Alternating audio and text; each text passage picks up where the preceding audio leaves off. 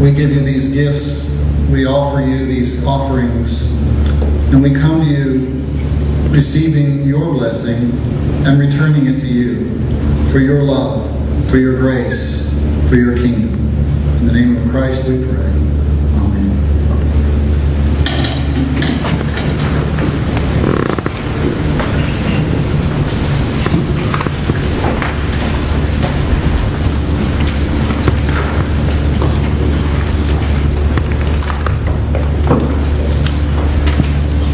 Today's scripture lesson from Hebrews, chapter 11, verses 29 through the end of the chapter, then also chapter 12 through verse 2. By faith, the people passed through the Red Sea as if it were dry land. But when the Egyptians attempted to do so, they were drowned. By faith, the walls of Jericho fell after they had been encircled for 7 days. By faith, Rahab the prostitute did not perish with those who were disobedient, because she had received the spies in peace. And what more should I say? For time would fail me to tell of Gideon, Barak, Samson, Jephthah, of David, and Samuel, and the prophets, who through faith conquered kingdoms, administered justice, obtained promises, shut the mouths of lions, quenched raging fire, escaped the edge of the sword, won strength out of weakness, became mighty in war, put foreign armies to flight. Women received their dead by resurrection. Others were tortured, refusing to accept release in order to obtain a better resurrection. Others suffered mocking and flogging, and even chains and imprisonment. They were stoned to death, and they were sawn in two. They were killed by the sword. They went about in skins of sheep and goats, destitute, persecuted, tormented, of whom the world was not worthy. They wandered in deserts and mountains, and in caves and holes in the ground. Yet all these, though they were commended for their faith, did not receive what was promised, since God had provided something better, so that they would not, apart from us, be made perfect. Therefore, since we are surrounded by so great a cloud of witnesses, let us also lay aside every weight and the sin that clings so closely, and let us run with perseverance the race that is set before us. Looking to Jesus, the pioneer and perfecter of our faith, who for the sake of the joy that was set before him endured the cross, disregarding its shame, and has taken his seat at the right hand of the throne of God. These are the words of God for the people of God.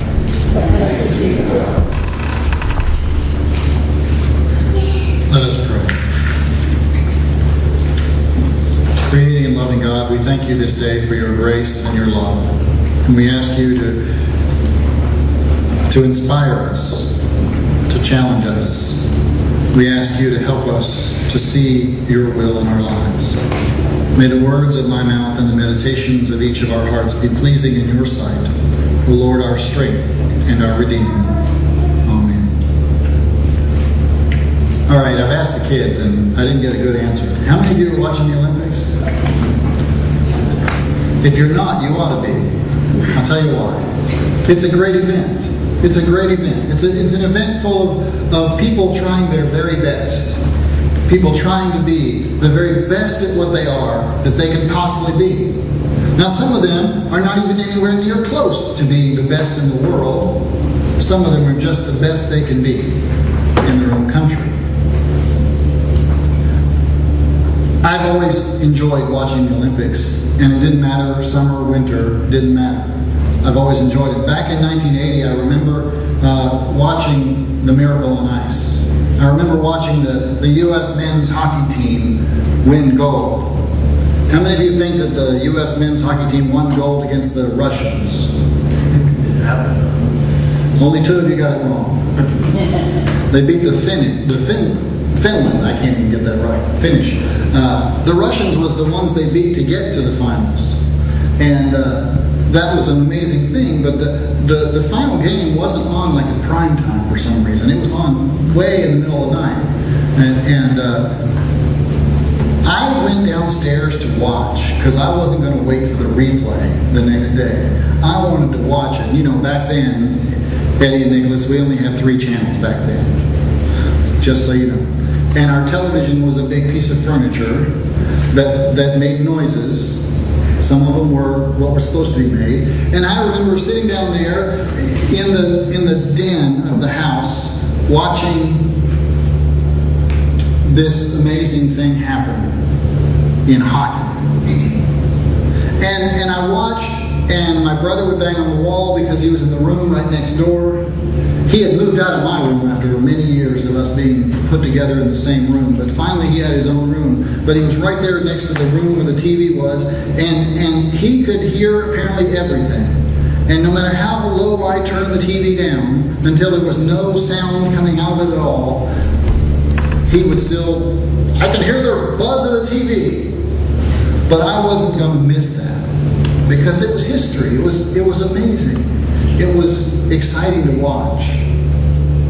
And I still enjoy watching the Olympics. I love watching as athletes try to do their very best in whatever their sport is. I love watching when some of the greats show how great they are.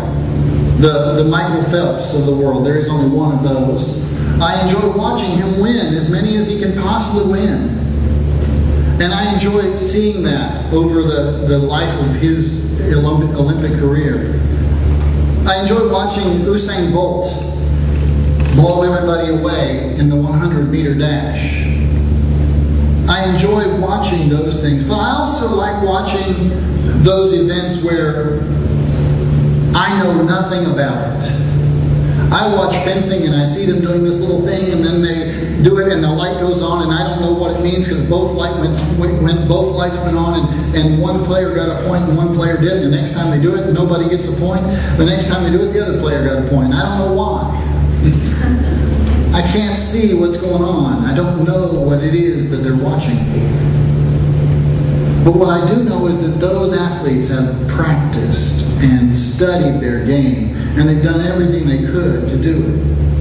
And then I was watching yesterday morning the 100-meter dash, women's preliminary rounds. It may have been the day before. And it was really amazing because they'd have all these women that were racing, and they'd talk about 2 of them because only 2 of them really had a chance. And there'd be these women that are on the track because they're their country's only athlete. In the Olympics, if you are a country and you would like to have an athlete in the Olympics, you can have one who doesn't qualify in any other way. One individual athlete competing in an individual sport. And so apparently one of the most common things to do is to put forth your best sprinter and let them be in the 100-meter dash event.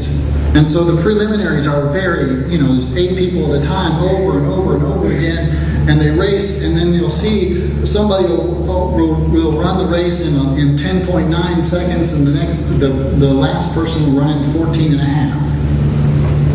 And there'll be this huge gap between them. And it's because they are their country's only male or female athlete. And it's amazing to watch them and see the joy that they get in competing in a race that they knew they never would win.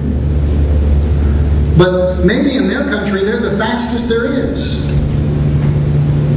But there's a lot of countries in the world. And they get out there and they do their best. And then they get interviewed occasionally.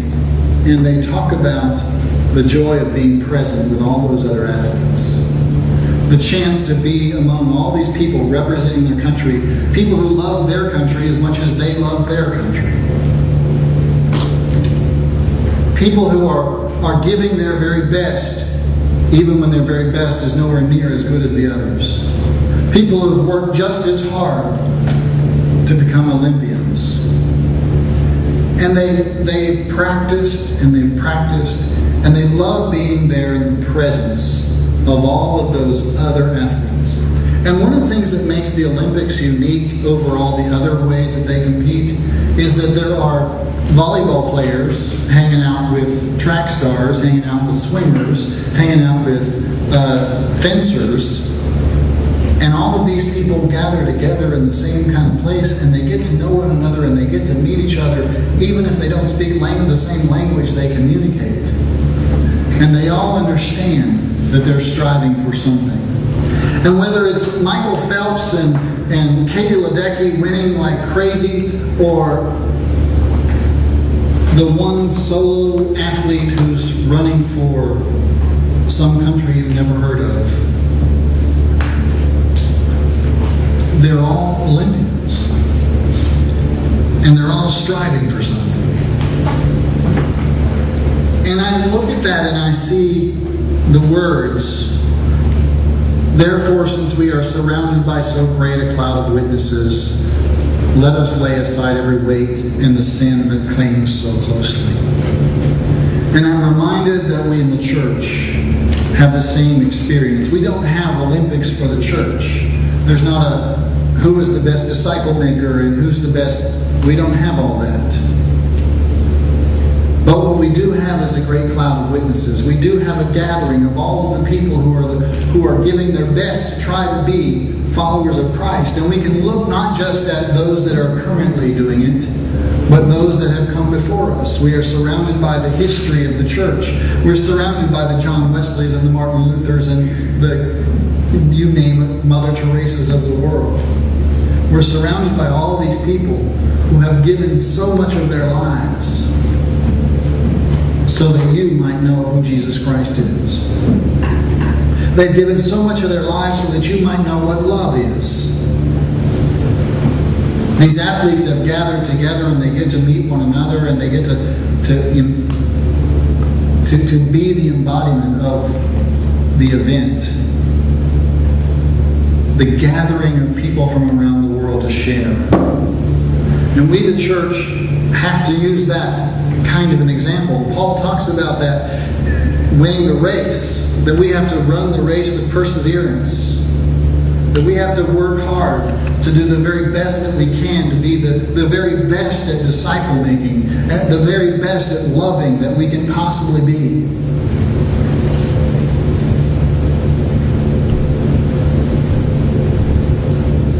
We see so much ugly in the world. We don't always see the good. One of the things I love about the Olympics is it focuses on the good. It focuses on people that are striving to do their very best. And that's what we in the church ought to be doing as well. We ought to focus on striving for the very best that we can be at doing the things that Christ taught us, of loving our neighbor, of loving God, of loving one another. And I see on the news all kinds of things, and it's good sometimes to turn it on and see them talking about Here's an athlete from Knoxville who did this. They didn't win, but they gave their best. Here's an athlete from, you name some other country.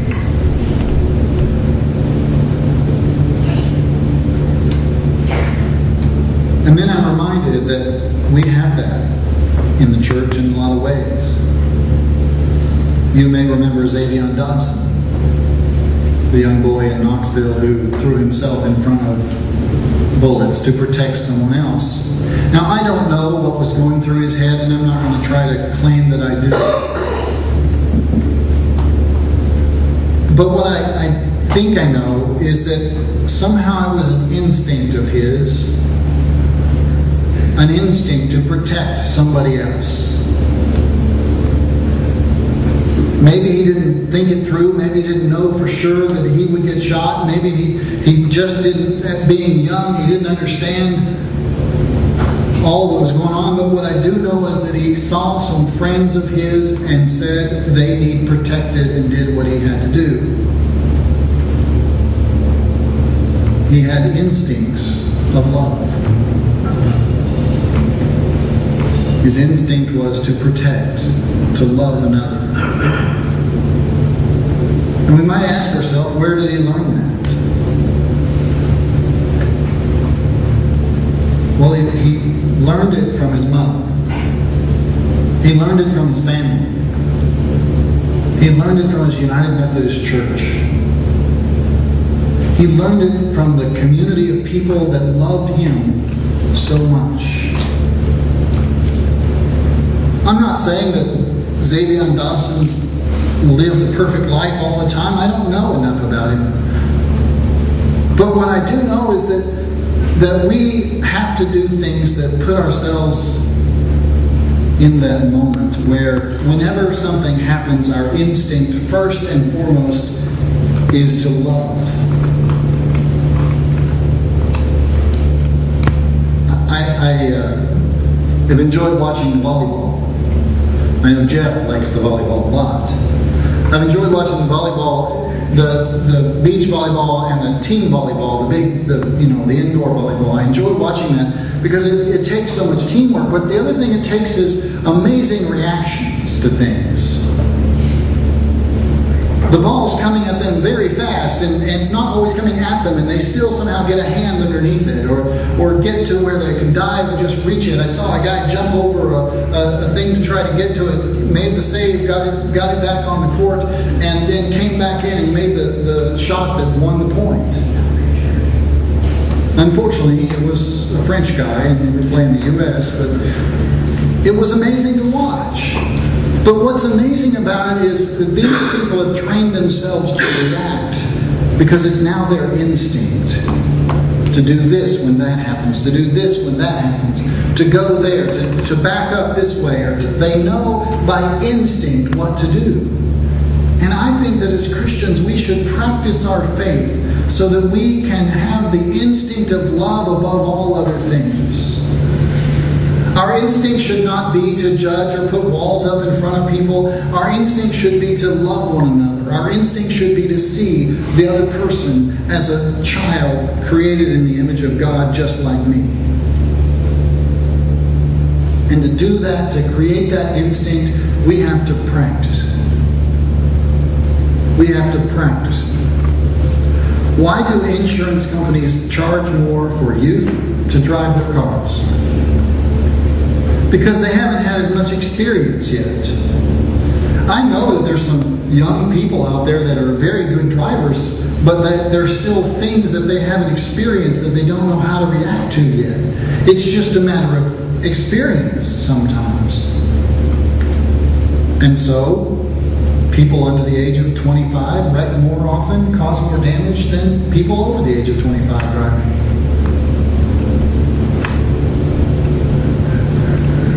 Instinct. Our instinct should be love above all else. I think too often today we see an instinct among Christians to try to put ourselves on pedestals instead of others.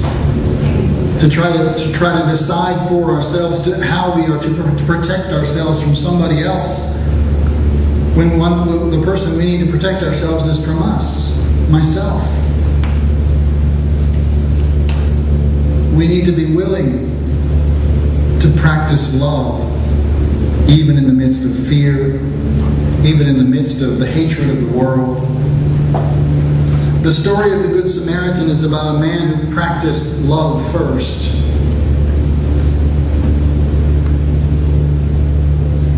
There's a group of folks here in town that are working right now to try to develop a program to provide rides for people who can't drive. Most of whom are senior citizens. We did a survey and we found about 12 people. We're not talking about a huge number of people. We're talking about 12 people who have no family around that can take them here and there to doctor's appointments and such. And we've been meeting and trying to get it all right. We're trying to do it right. We're trying to get the information out there to find out who needs the rides. Because sometimes, you have a great idea and you go out there and try to do it and then nobody needs it. So we've tried to figure that out. And then we try to figure out, are there people that are willing to do the task of driving someone to the doctor or to the grocery store or to the haircut? Whatever it is they need that are kind of necessary things. At our last meeting, we had the same group of folks, and we had somebody who was, and if you're Jim, I'm sorry, an insurance agent was there. And you know how insurance is. And we had done a lot of research, and we had discovered a lot of things, and we understood some of the risks. But after he had told us that we needed to get involved in this big, giant process, and it needed to be, and we're talking about 12 people here. We finally decided after he left, you know what, maybe there's a better way for us to do this on a smaller scale. Because we realized that, there's legal risks and all of that kind of stuff, but there's also humanity. There's also the common connection that we have with one another that says, somebody needs my help. And I'll take the risk.